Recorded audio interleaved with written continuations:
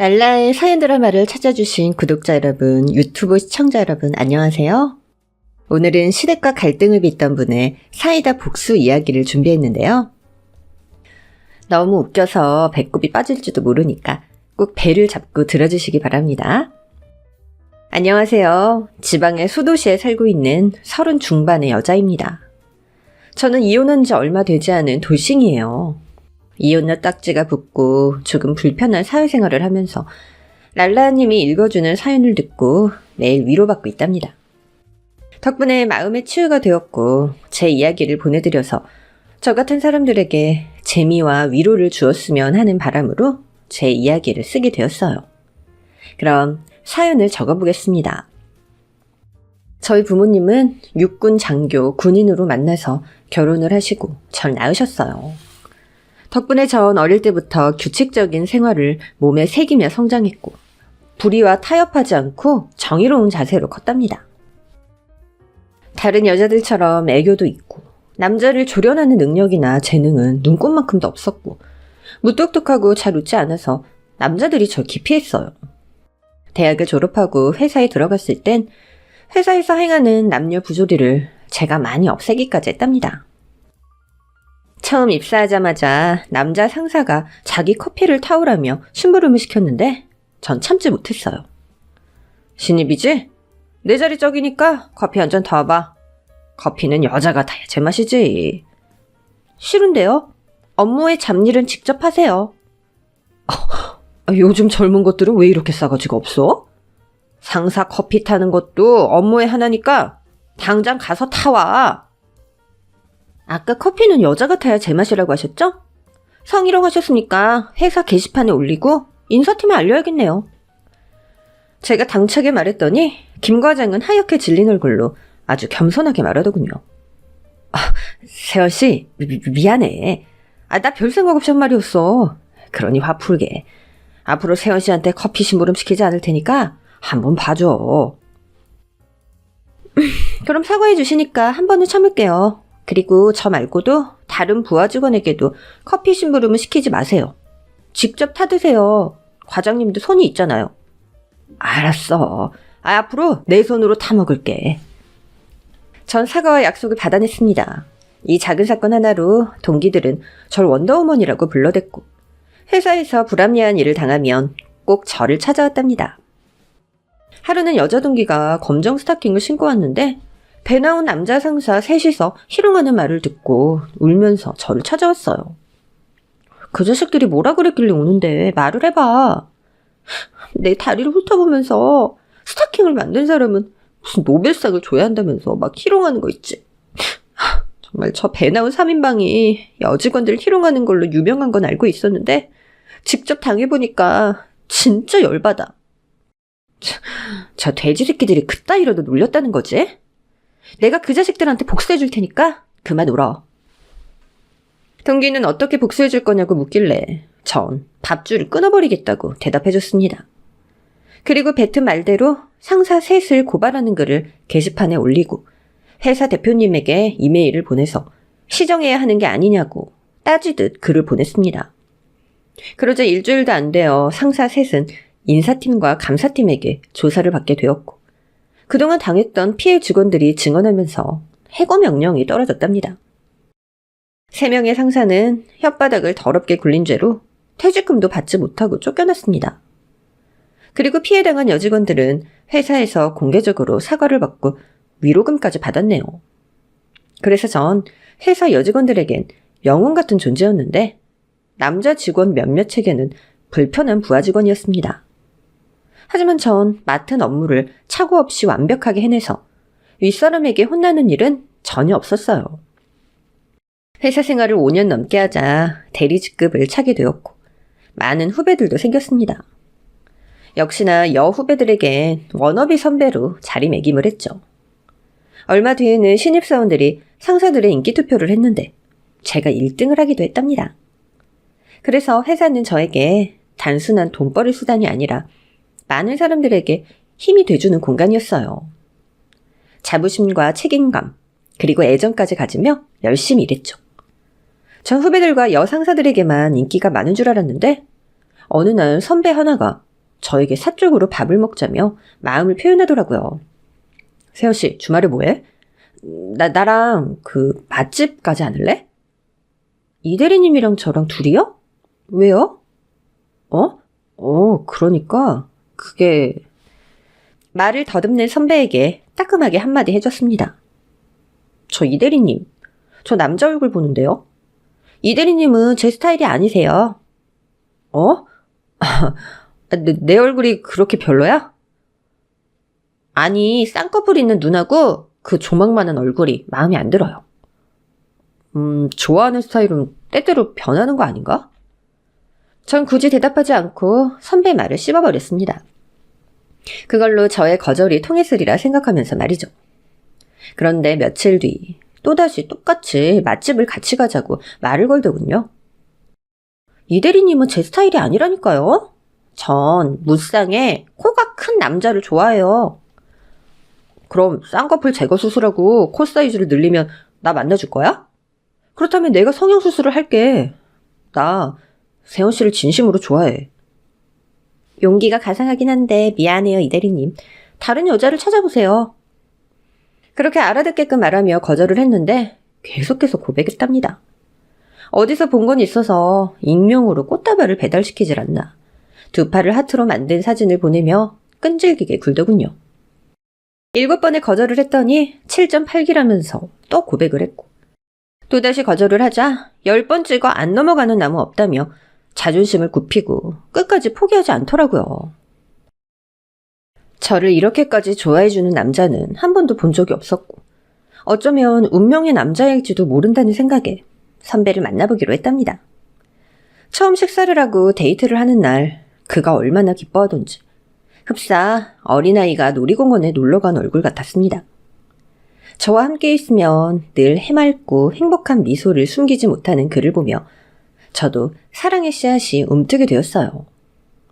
저희는 아주 깊고 뜨거운 사랑의 소용돌이에 빠져서 헤어나오지 못했습니다. 사랑의 유효기간이 2년이라는 말을 들은 적이 있어서 그 기간을 넘어서도 똑같이 사랑하는지 기다려봤더니 저와 그는 작은 실금도 가지 않고 변함없이 사랑했네요. 그래서 그가 결혼하자는 말을 내뱉자 반가운 기색을 숨기지 못하고 곧장 받아들였습니다. 저희는 평생 동반자가 되어 백발의 노인이 되어도 똑같이 사랑할 것 같았네요. 그래서 결혼 전 예비시댁에 가서 처음 인사를 드렸는데 식구들이 어떤 분들인지 도통 감이 잡히지 않았어요. 처음 만난 순간이니 다들 제 모습을 드러내지 않고 착한 표정, 착한 말들만 해주셨죠. 저 또한 회사에서 상사들에게 당차게 대하는 모습을 숨기고 수줍은 여자인 척 연기를 하며 많은 대화를 했습니다. 예비 남편이 저희 집에 인사 왔을 때에도 부모님은 화통한 성격을 일부러 드러내지 않으시고 온화하고 차분한 말투로 결혼을 허락해 주셨어요. 그래서 다음 관문인 상견례를 양가 식구들이 모여서 치르게 되었는데 이때부터 조금씩 삐걱대기 시작했습니다. 조용하고 내성적으로 보였던 시어머니는 전혀 다른 모습으로 돌변해서 친정 부모님을 가르치듯 말씀하셨어요. 요즘은 신혼집을 누가 마련하는 게 상관없는 시대니까 사돈 쪽에서 준비하는 게 어떻겠습니까? 내 아들과 우리 집안과 사돈을 맺는 거면 그 정도 투자는 일도 아닐 것 같은데요. 제 딸이 이서방한테 빠지는 게 있던가요? 대학도 더 좋은 데 나오고 회사에서 위치도 똑같은 대리인데 말이죠. 그리고 사돈 집안이 아무리 잘나도 우리가 무슨 덕을 보는 것도 아니잖아요. 그러니까 말도 안 되는 말씀하지 마시고 정통대로 남자가 집, 여자가 혼수 이렇게 하시죠. 여군인 엄마는 한치의 떨림도 없이 말씀하셨고 시어머니와의 기싸움에서도 밀리지 않으셨습니다. 이에 시어머니는 군인이시라더니 아주 고지식하고 구시대적인 문화를 그대로 가지고 계시네요. 그럼 저희가 한 발 양보해서 반반으로 집과 혼수를 마련하는 게 어떻겠습니까? 라며 끝까지 신혼집을 시댁 측에서 마련하지 않겠다고 하더군요. 엄마는 다시 안 된다고 말씀하려는데 아빠가 중간에서 말을 끊으며 대답하셨습니다. 그렇게 하시죠. 요즘은 형평성에 맞게 반반씩 부담한다고 들었습니다. 그럼 신혼집을 애들 공동 명의로 하고 마련하는 걸로 하시죠. 명의는 당연히 남자 쪽으로 해야 되는 거 아니에요? 아니, 등본을 떼면 남편 이름이 먼저 나와야죠. 사돈, 아까는 형평성 따지면서 말씀하시더니 다시 남녀의 차이를 두시는군요. 하나만 하시죠. 그러자 시어머니는 당신이 양보한다는 듯 공동 명의로 신혼집을 마련해주자고 대답하셨습니다. 상견례를 기점으로 시어머니가 어떤 분인지 확실히 알게 되어서 다음에 문제가 있으면 상사들에게 했던 것처럼 할 말은 꼭 해야겠다고 다짐했네요. 얼마 뒤 상견례에서 말한 것처럼 저와 남편이 절반씩 부담해서 집을 마련했습니다. 양가 부모님께는 일절 도움받지 않고 각자 모아둔 돈과 대출을 받아서 신혼집과 혼수를 마련했습니다. 혹시라도 돈 문제로 갈등을 빚을까봐 저희 선에서 다 해결하려고 한 거죠. 그렇게 저희 부부는 같이 가서 혼수를 고르고 집안을 채웠어요. 그런데 집을 구경 온 시어머니와 시누이가 트집을 잡더군요. 칙칙해. 엄마, 신혼집이 아니고 무슨 노부부 집 같아. 그러게 말이야.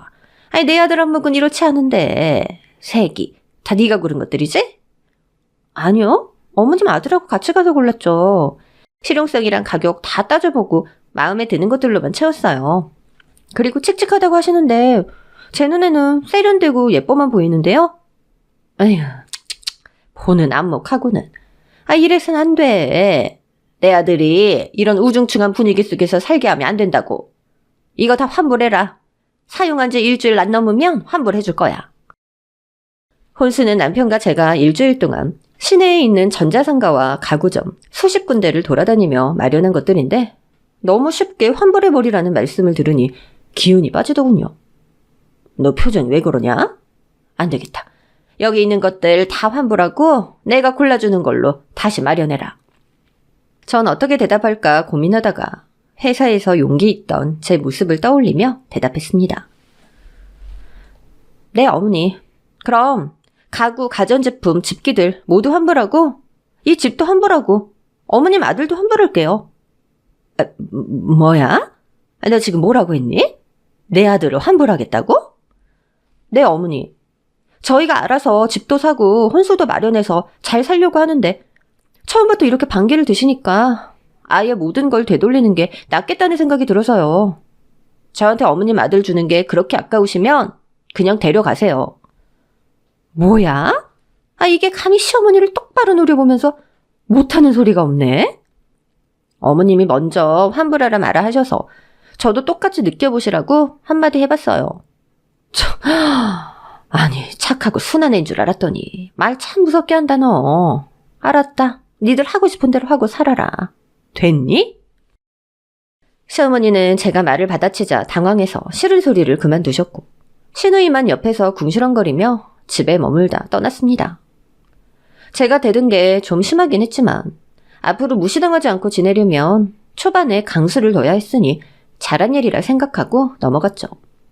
그리고 결혼한 지 2개월이 지나자 시누이의 참모습을 알게 되었어요. 남편에게 시누이가 뭐하는 사람인지 제대로 물어본 적이 없었는데 어느 날 아주 비싼 외제차를 끌고 나와서 묻게 되었습니다. 여보, 아가씨 회사원이라고 하지 않았어? 직장이 어디길래 저런 외제차를 끌어? 게다가 입고 있는 옷하고 구두, 옷들도 다 명품이잖아. 회사원은 무슨, 쟤 백조야. 백조? 백수라는 말이지? 그런데 돈이 어디서 나서 저렇게 치장을 하고 다녀? 외제차 유지비는 어떻게 마련하고? 다 엄마가 대주는 거지 뭐. 우리 엄마가 여자는 조신하게 집에 있다. 좋은 집안 남자 만나서 시집가면 장땡이라고 여겨서 동생한테 뭐 잔소리 한 번 안 하셔. 야, 백수가 저런 지원을 다 받고 우리 부모님이었으면 바로 군부대로 끌고 가서 훈련시킬 텐데. 대단하시다 어머님. 시누이의 치장이 놀랍긴 했지만 저에게 크게 신우 노릇을 하지 않아서 신경 쓰지 않기로 했어요. 시누이 역시 제 성격을 알고 건들지 않을 줄 알았답니다. 그런데 시누이는 제가 생각했던 것보다 훨씬 더 강적이었습니다. 생각이라는 걸 하지 않는 필터링이 없는 사람이었답니다. 저희 집에 놀러와서 같이 밥을 먹고 있는데 이렇게 말하더라고요. 언니는 좋겠어요. 우리 오빠랑 결혼해서. 돈 많은 집 아들을 꿰차는 게 여자들 목표인데 언니 얼굴로 그걸 이뤘으니까 정말 좋으시겠어요. 네, 아가씨. 제가 남편을 아주 잘 만나긴 했죠. 그거 알면 좀 잘하세요.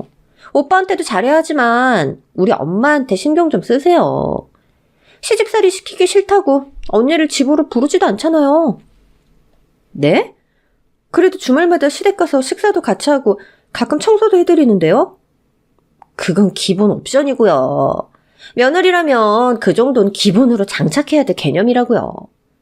용돈도 좀 챙겨드리고 선물도 자주 좀 하세요. 그리고 선물하는 김에 제 것도 해주면 고맙겠네요. 참고로 전 화장품도 명품만 쓰니까 알고 계시고요. 네, 뭐 기억하고 있을게요. 그리고는 제가 차린 밥상을 깨끗이 비우고 한마디 하더군요.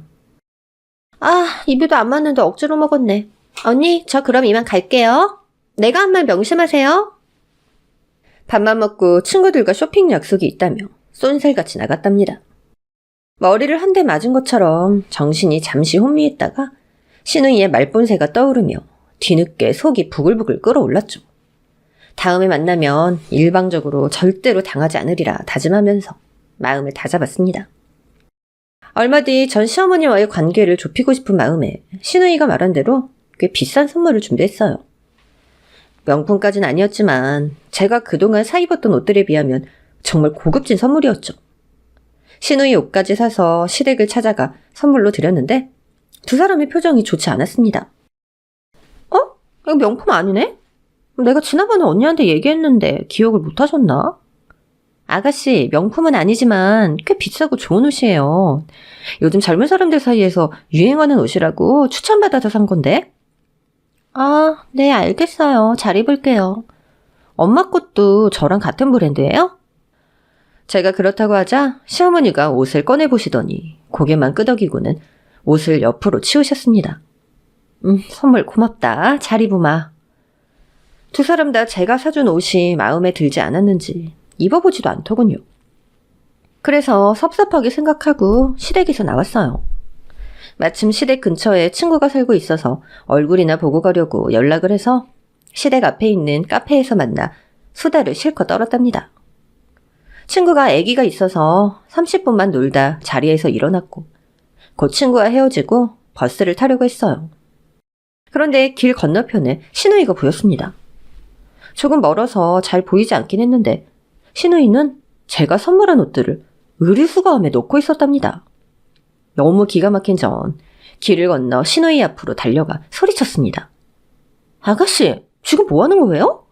아니, 지금 제가 선물로 드린 옷 의류함에 버리는 거예요? 어머, 들켰네? 언니, 할 수 없었어요. 아니, 영수증이랑 택이 없어서 환불도 안 되고 우리가 이 옷을 입을 일이 없잖아요. 아니, 아무리 마음에 안 들어도 그렇지 사람의 성의를 이런 식으로 무시하는 게 말이 돼요? 언니, 왜 이렇게 오버하고 그래요? 싸구려 옷 몇 장 사줬다고 생색내고 싶은 거예요? 우린 이런 옷 저도 안 입으니까 앞으로는 가져오지 마세요. 어머님이랑 아가씨 진짜 너무하시네요. 알았으니까 비키세요 그럼. 그 옷 꺼내서 제가 입던지 할 테니까. 저는 팔을 깊숙이 넣어 신우이가 넣은 제 옷들을 다시 꺼내서 챙겨들고 집으로 돌아갔습니다. 이 일이 너무 화가 나서 남편에게 말해줬더니 믿었던 그이가 시댁 식구들 편을 들더군요. 난 또 뭐 큰일이라도 난 줄 알았네. 당신이 선물한 옷이 마음에 들지 않아서 의류함에 넣은 것이 무슨 잘못이야? 의류함 옷들은 빈곤층이나 취약계층에게 돌아간다는 거 몰라? 그럼 엄마랑 내 동생이 좋은 일 한 거잖아. 누가 의류함 옷들이 불우이웃에게 돌아가는 걸 몰라서 그래? 며느리가 선물한 옷을 한 번도 입어보지도 않고 내다 버린 게 그럼 잘한 행동이라는 거야? 그만 좀 해라. 우리 식구들은 원래 명품 아니면 안 입어. 당신은 뭐하러 선물을 사서 이해하다닌 거야? 가만히 있으면 중간이라도 가겠다. 어휴. 전 더욱더 크게 화를 내며 남편의 정신을 개조하려고 했습니다. 그런데 잘못된 건 저뿐이라며 되려 저에게 나무라기만 하더군요. 결국 의류함 사건은 저만 분통이 터진 채로 끝이 나버렸답니다. 그렇게 몇 주 동안 기분이 좋지 않은 채 지내는 중 신우이가 말도 없이 저희 신혼집으로 찾아왔어요. 그런데 한 손에 묵직한 캐리어를 끌고 들어왔습니다. 불안감에 휩싸인 전 설마 하는 마음으로 물었네요. 아가씨, 연락도 없이 웬일이에요? 그 캐리어는 뭐고요? 뭐야 오빠, 언니한테 말 안 했어? 언니, 저 당분간 여기서 지내기로 했어요. 제가 네일샵을 차렸는데 바로 요 앞에 마련했거든요. 집에서 출퇴근하기 귀찮아서 그냥 이 집에서 몇 달 지내기로 했어요. 그게 무슨 소리예요? 여긴 저희 신혼집이지 아가씨가 마음대로 들어와서 살 수 있는 하숙집이 아니에요. 여보, 당신이 좀 말해봐. 이게 어떻게 된 일이야? 나 모르게 아가씨 집으로 들어와서 살라고 했어? 네일샵이 바로 우리 집 앞이라서 들어오라고 했지. 그런데 당신 왜 화가 난 거야? 그걸 몰라서 물어? 나랑 한마디 상의도 없이 당신 마음대로 결정하면 어떡해. 난 아가씨랑 같이 못 지내니까 당장 돌려보내. 제가 그렇게 목소리 높이고 있는 와중 신우이는 작은 방으로 들어가서 짐을 풀고 있었습니다. 어이가 없어서 지금 뭐 하는 거냐고 물었더니 대답도 하지 않고 노래를 틀고 짐을 정리하더군요. 신우이만 제멋대로인 줄 알았더니 남편도 똑같았습니다. 제가 알던 그이가 맞는지 의심까지 들 정도로 무한 이기심을 보이더라고요. 전 흥분을 가라앉히고 신우이에게 좋은 말로 짐을 싸서 다시 시댁으로 돌아가라고 말했습니다. 아가씨, 이렇게 막무가내로 들어오시면 어떡해요. 그리고 제가 안 된다고 했는데 짐은 또 왜 풀고 있는 거예요? 그만하고 빨리 아가씨 집으로 돌아가요. 전 허락할 수 없어요. 언니 승질 되게 더럽다. 우리 오빠한테 맨날 그렇게 소리를 고래고래 지르고 있던 거예요? 오빠는 이런 여자 어디가 좋다고 결혼을 한 건지. 언니, 아무튼 저 짐 다 풀었으니까 그만 좀 나가주세요. 피곤해서 저 낮잠 좀 자야겠어요. 신우이는 저를 밀어내며 문을 쾅 닫더니 잠가버렸습니다. 기가 막혀서 웃음이 나오더군요. 이에 남편에게 뭐가 잘못되었는지 설명을 하며 제발 신우이를 내보내라고 했더니 그이가 이렇게 대답했습니다. 여긴 당신 집이기도 하지만 내 집이기도 해. 내 동생을 당분간 지내게 할 수 있는 권한이 있단 말이야. 그리고 당신, 하늘이 무너진 것 마냥 왜 이렇게 호들갑이야? 당신이 우리 집에 장모님 모셔왔는데 내가 똑같이 난리치면 기분 좋겠어? 난 처가 식구들이 얼마든지 우리 집에서 지내도 아무 상관이 없어. 아니? 두 팔 벌려 환영이지. 그러니까 마음 좀 곱게 먹어. 남편이 말하는 게 얼마나 이기적으로 보이던지 제가 무슨 말을 해도 통하지 않았습니다. 제가 끝까지 내보내라고 말을 해봤는데 나중엔 듣는 척도 하지 않았답니다. 결국 전 며칠 참다가 신우이를 내보내기로 마음먹었어요. 신우이는 정오까지 퍼질러져서 아침에 출근 준비할 때 마주치지 않았습니다. 또 네일샵이 언제 문을 닫는지 모르겠지만 새벽 가까이 되어서야 집으로 돌아왔죠. 마주치지 않고 지내는 게 그나마 다행이라고 생각했는데 며칠 지나지 않아서 후회했습니다. 날마다 어디서 술을 마시고 들어오는지 모르겠지만 뱀 허물 받듯이 옷을 거실과 주방에 내팽개치고 몸만 방으로 들어가서 자빠져 자고 있는 거예요. 또 새벽에 배달 음식을 먹으면 냄새가 진동하도록 치우지도 않았습니다. 괘씸해서 신우이가 치우도록 내버려뒀더니 그냥 내버려두고 출근을 하더군요. 그래서 대화를 시도하면 피곤하다, 나중에 치우겠다 하면서 방으로 기어들어갔답니다. 결국 신우이가 어지럽힌 것들을 치우는 건 제 몫이었습니다. 신우이 행동 하나하나가 마음에 들지 않아서 스트레스가 심했는데 어느 날 집에 모르는 남자가 화장실에서 나오는 거예요. 겁에 질리긴 했지만 군인의 딸인 전 당장 후라이팬을 들고 도둑놈의 머리통을 가격했습니다. 이 도둑놈의 자식이? 너 여기 어떻게 들어왔어?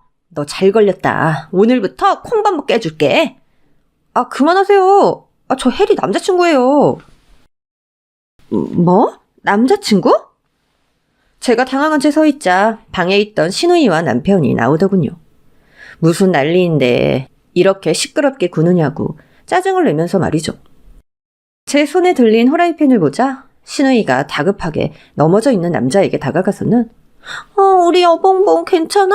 많이 아팠지? 라며 속삭이더니 눈을 치켜뜨고는 저에게 언니, 제 남친을 왜 쥐어패고 그래요?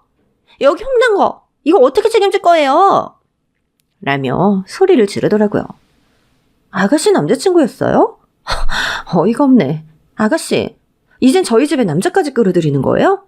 여기가 무슨 모텔인 줄 알아요? 아, 뭐야. 별일도 아니었네. 당신 그만 들어가. 이게 별일이 아니야? 아니, 낯선 남자가 우리 집에 있어서 간 떨어질 뻔했는데? 젊은 남녀가 술 취해서 들어온 걸 가지고 왜 호들갑이야. 아, 오늘 하루만 좀 지워주면 되잖아. 아, 얼른 들어가서 잠이나 자자. 아니, 당신은 지금 잠이 와?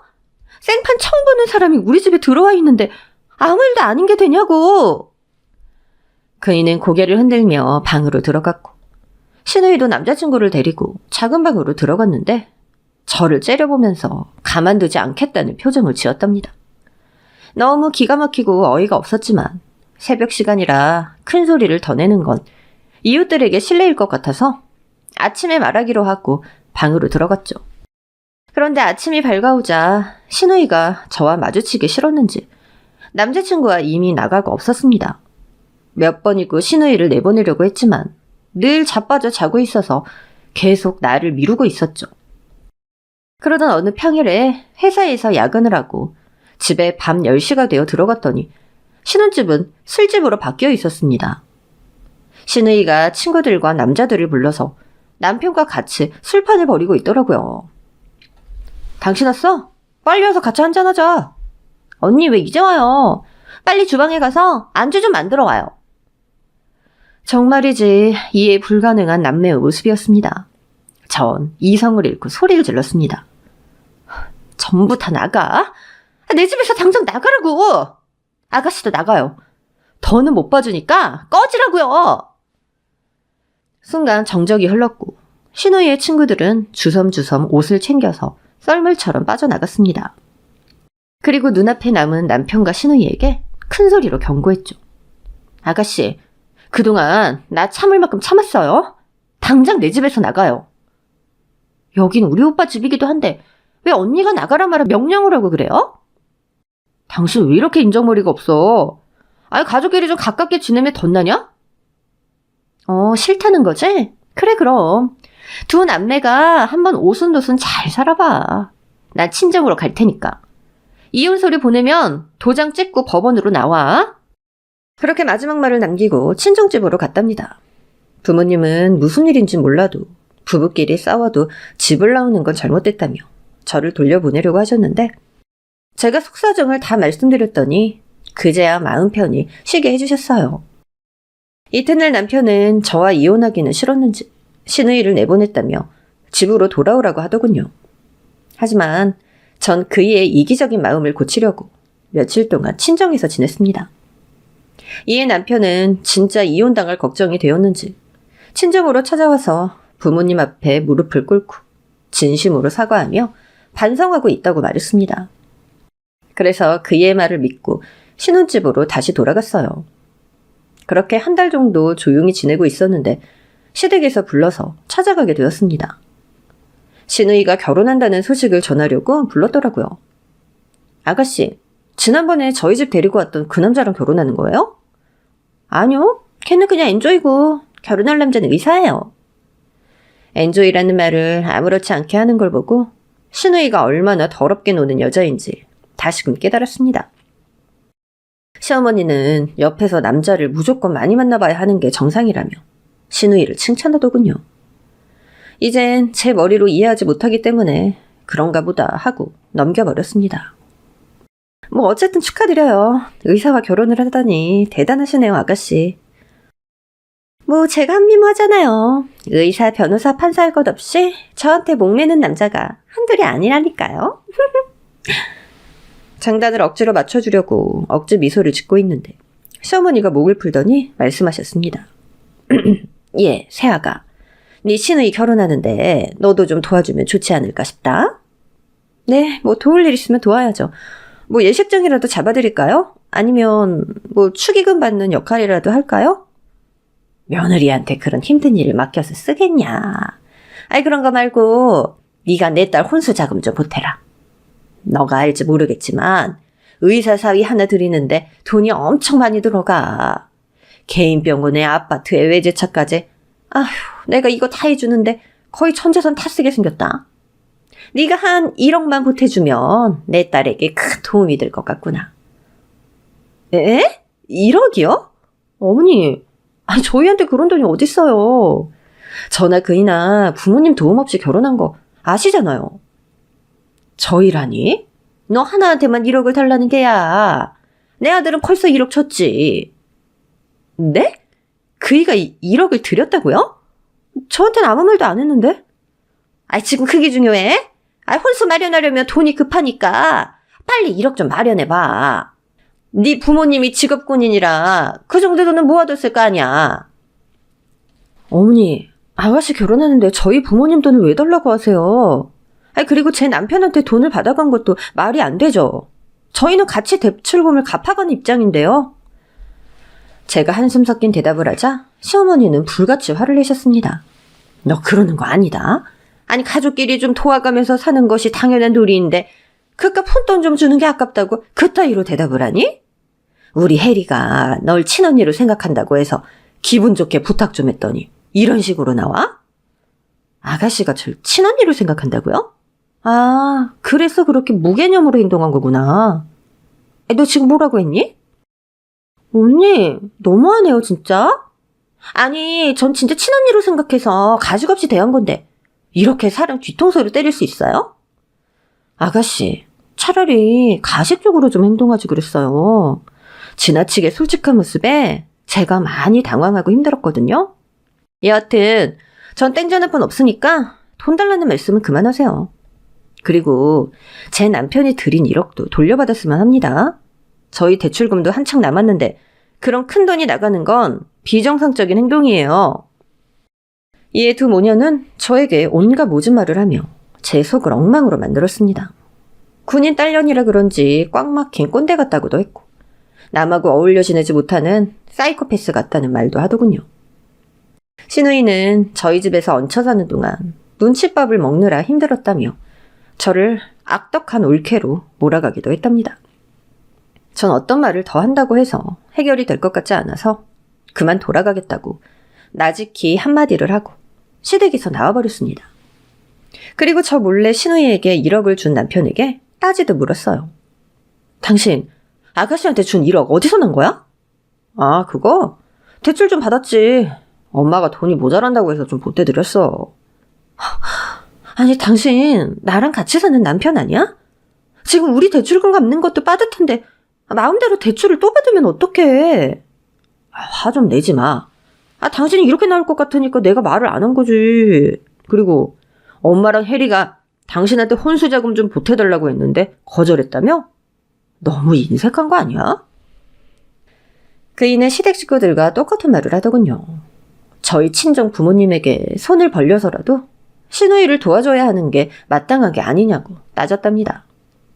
그 순간 남편의 얼굴을 보는데 시어머니와 시누이의 얼굴이 겹쳐 보이며 오만정이 떨어져서 더 이상 말씨름을 하지 않고 피했답니다.